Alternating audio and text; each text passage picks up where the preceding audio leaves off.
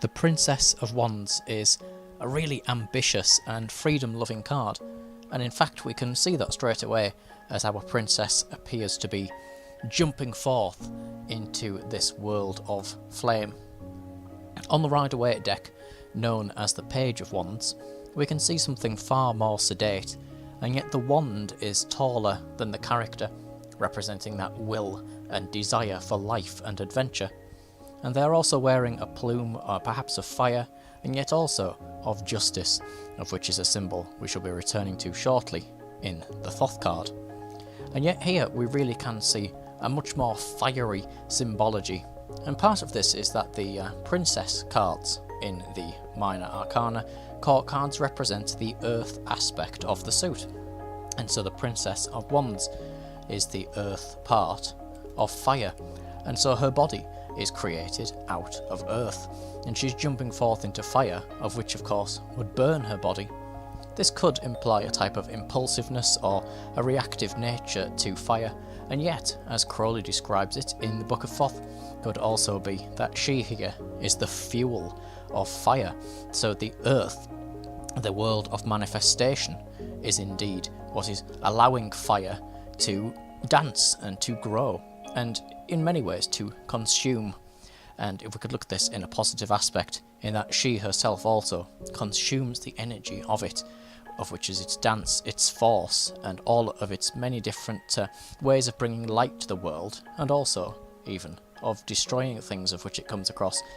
It's an essential force of the universe, and so she takes all of this into her own heart and carries it with her on her adventure, and it's an adventure of high energy and beauty and the golden power of the fire. And indeed, the main flame of which she jumps into here is shaped like the letter Yod. Now we see the letter Yod time and time again in the Thoth Tarot, and not without good reason, because the letter Yod, of which is the 10th letter in the Hebrew alphabet, and so we have the 10 Sephiroth of the Tree of Life there straight away, is also the origin and the form of all of the other letters, and so one cannot write Hebrew without writing the letter Yod. And so this is rather interesting, because Yod in itself here may represent the presence of God or of creation in all of the other words or all of the other things, and so it's that spark of spirit of which is in everything from the very small to the very large. And indeed Yod itself, here represented as a flame, represents something of creation itself. If we actually wrote the letter Yod, we would begin by simply forming a dot, a singularity.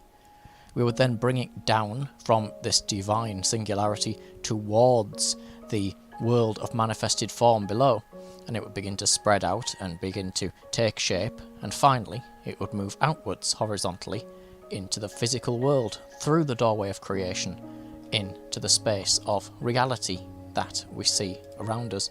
And indeed we can actually see this on the Tree of Life, where the princess card is going to be in Malkuth, and so she's in Malkuth, which is kingdom.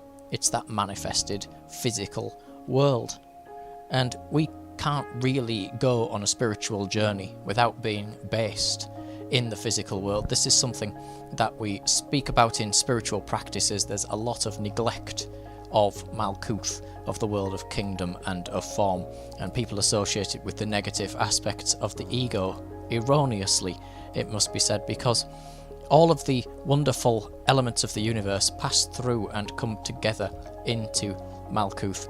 So some people see it as not even part of the Tree of Life, but really it is integral to it. Without our physical form, without having this world around us, you couldn't be watching this video now even. And yet we don't want to be separated from the spiritual aspects either, or the physical aspects, and indeed that is perhaps what the true nature of original sin actually is the separation of us from our spiritual nature, our divine form. And so here she is taking her element of earth, that is her physical body, and Malkuth and form, And she's instilling it with the fire of spirit, of which we know in the Kabbalah and within the Hebrew world as Nefesh, of which, of course, is the vital spark, the vital spirit, of which we could almost picture as a type of fire, of which, of course, is a strong energy, such as we see again even in the Bible, to love God with all of the energy of your being and every thought that is within you.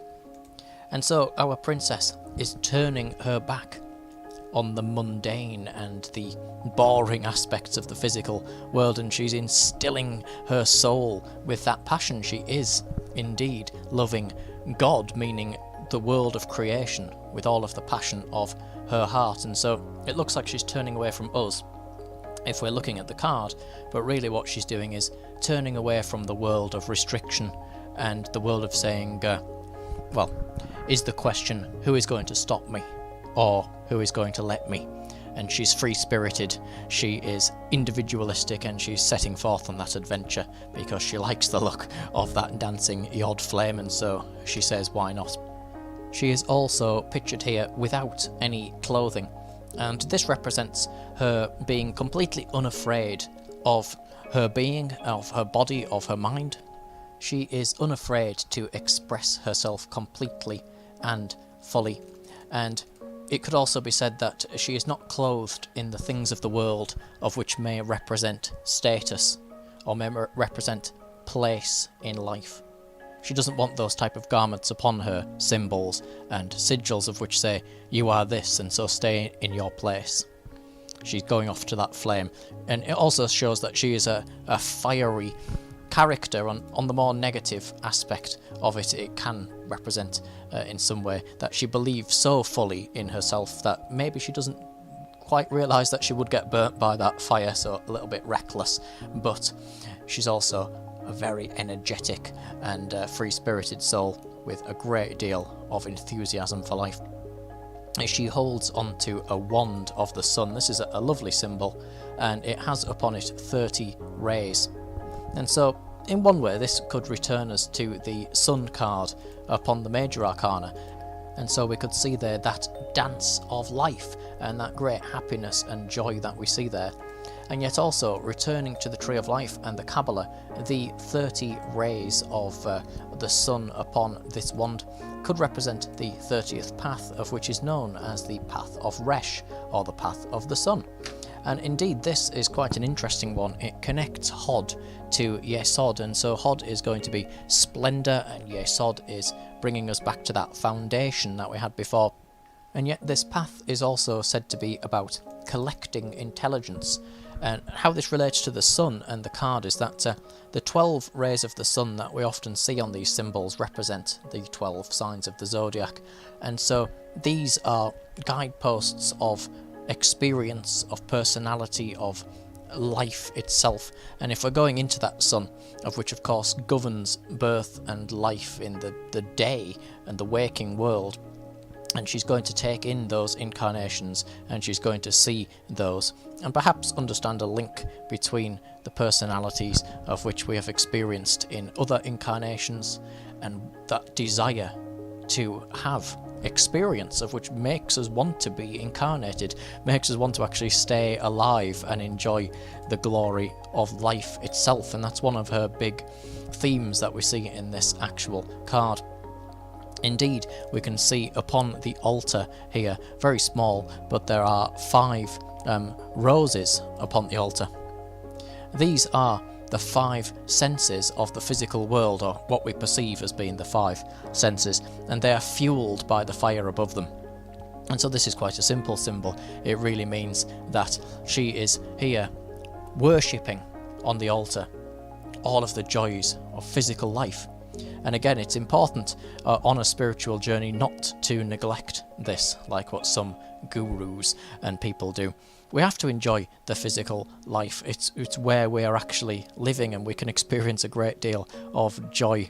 And look at all the memories that we make by wonderful experiences here in the very world, here and now. And that's what she's worshipping here on her journey.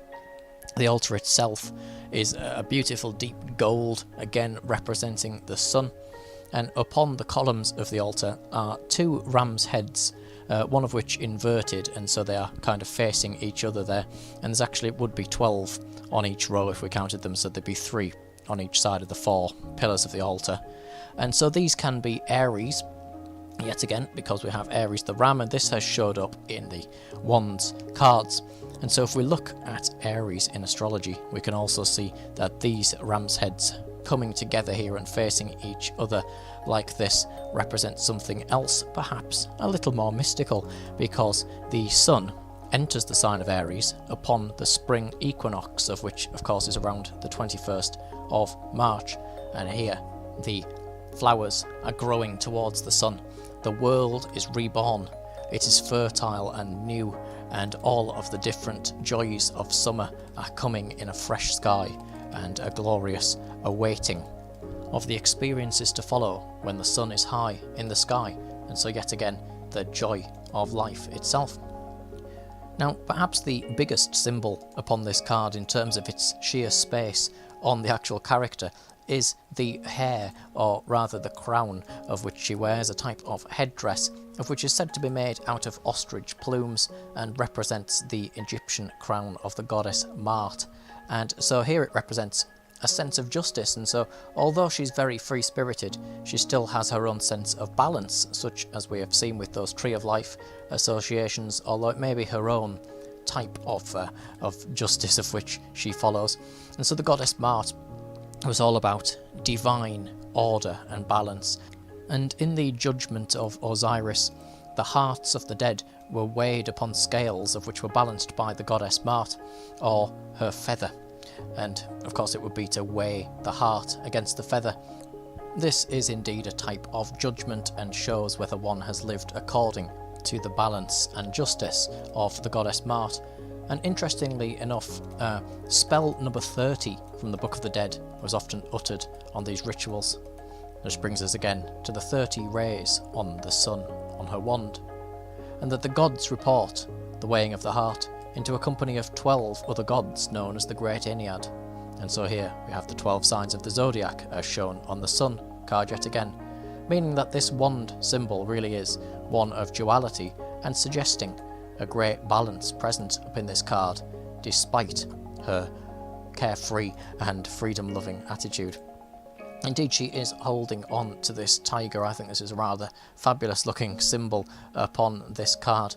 And the tiger is quite a fearful animal, and yet it is also the aspects of the princess here as a character, and so the tiger could be strength and courage and independence. It represents our instincts, and yet also, on its more negative balance, a type of unpredictability. And so here she has this tiger coiled around her, she's holding onto its tail, and she almost appears to be dragging it with her into the actual flames. And so she's tamed the tiger. It's not attacking her, it's part of her, it's connected deeply to her, and she's bringing it along for the ride. It represents in that way her courage and her lack of fear. And so when you draw this card, it can really be talking about that confidence. It can say, be freedom loving, be non-conforming, and go out there and follow your passions. Instill your life with the energy of this character. She is daring and exciting, and she's really quite sort of energetic. And it's saying to not be afraid. So the tiger, she's not afraid of it. So we have to overcome old patterns of belief, old ways of thinking of which are keeping us here and stopping us from going on that journey. We have to bring those fears along with us, tamed, conquered, and having learnt from them, in order to continue on our spiritual journey into all of the glories of life.